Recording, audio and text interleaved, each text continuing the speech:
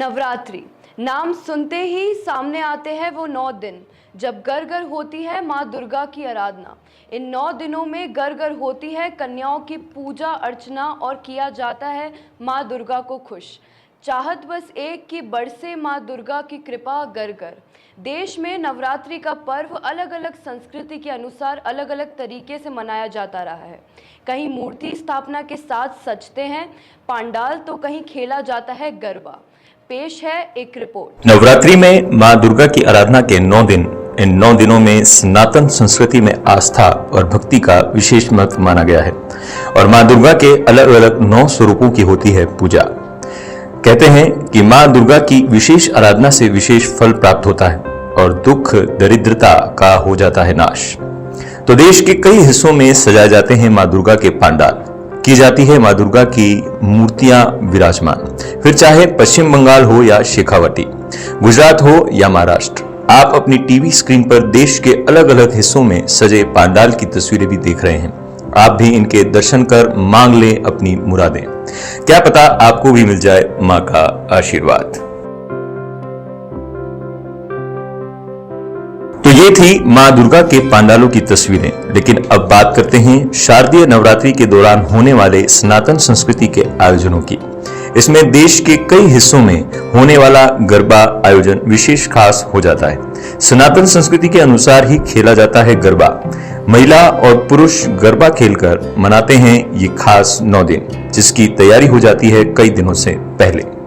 आपने देखे गरबा के विभिन्न रूप, दक्षिण भारत हो या पूर्वी भारत, पश्चिमी हिस्सा हो या उत्तरी हिंदुस्तान, हर क्षेत्र में नवरात्रि में रहती है अलग धूम। इसी धूम के बीच गुजरात के अलग अलग हिस्सों में होने वाला गरबा होता है खास। लेकिन आज समय के साथ इसके स्वरूप में भी बड़ा बदलाव देखने को मिल रहा है।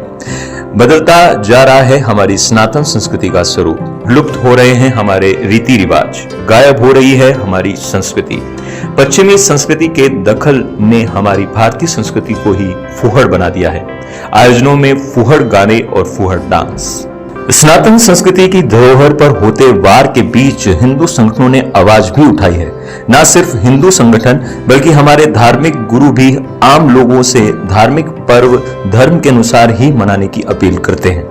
भक्ति और आस्था की उपासना के इन महापर्व को भक्ति और आस्था के साथ ही मनाने की आवाज बुलंद करते हैं, ना कि इसमें फुहड़ता लाकर हमारी आने वाली पीढ़ी को हमारी संस्कृति के बारे में भ्रामक और गलत जानकारी देते हैं। मां दुर्गा के पावन अवसर पर जो शहर में गरबा डांडिया के माध्यम से भक्ति की जाती है, माता बहन युवा बड़े जोश खरोश उत्साह के साथ माता बहनों को डांडिया माता रानी के लिए पंडाल में डांडिया रमते हैं।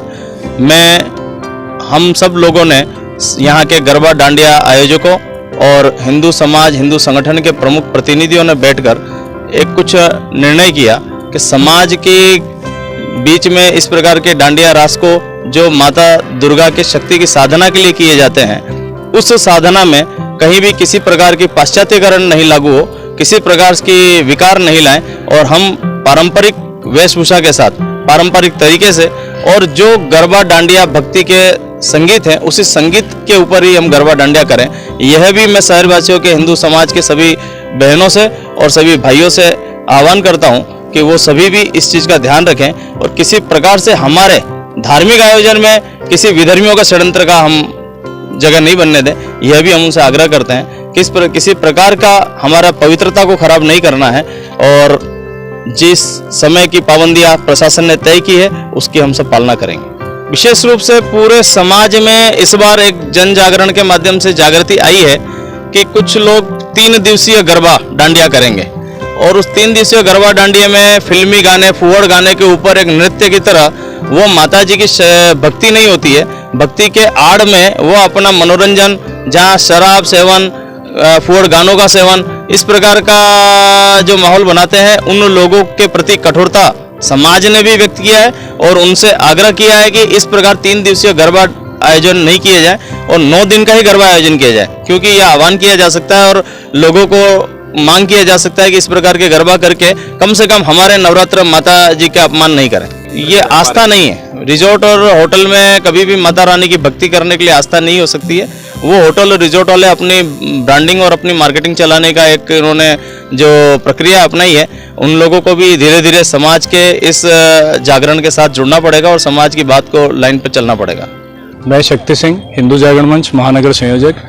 अभी 28 तारीख को उदयपुर गरबा एवं गणपति महोत्सव समिति की बैठक हुई थी, जिसमें लगभग 200 से अधिक गरबा जो आयोजन करवाते हैं उन आयोजकों के साथ हमारी मीटिंग हुई थी।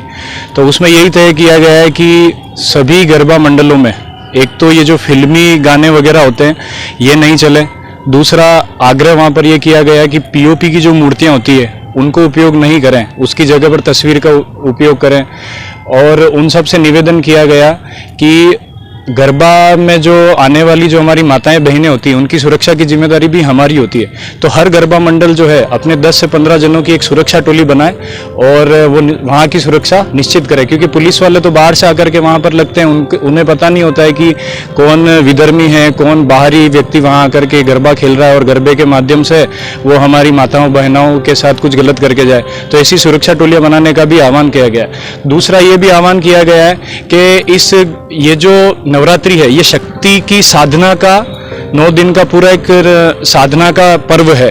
तो गरबा जो है, गरबा एक पारंपरिक नृत्य है ये, परंतु कुछ समय से अपन देख रहे हैं कि समाज में क्या हो रहा है कि जो पाश्चात्य संस्कृति है, वेस्टर्न कल्चर जो है वो हावी होता जा रहा है और गरबे की जगह जो डांस इवेंट है इन्होंने जगह बना ली है। तो इसका हम पुरजोर विरोध करते हैं और समाज भी अब आक्रोशित होने लग गया है। तो जितने भी ये इवेंट करने वाले हैं, जितने भी होटल रिसोर्ट्स में ये इवेंट करने वाले लोग हैं, ये जल्द से जल्द सावधान हो जाए, वरना समाज के आक्रोश का इनको सामना करना पड़ेगा।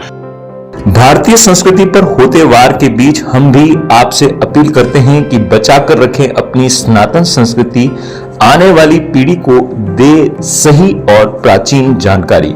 हमारी तरफ से भी आपको शारदीय नवरात्रि की हार्दिक शुभकामनाएं। जय माता दी। भारतीय संस्कृति पर होते वार के बीच हम भी आपसे यही अपील करते हैं कि बचा कर रखें अपनी संस्कृति, आने वाली पीढ़ी को दे सनातन संस्कृति की पूरी जानकारी। हमारी तरफ से भी आपको शारदीय नवरात्रि की हार्दिक शुभकामनाएं। जय माता दी।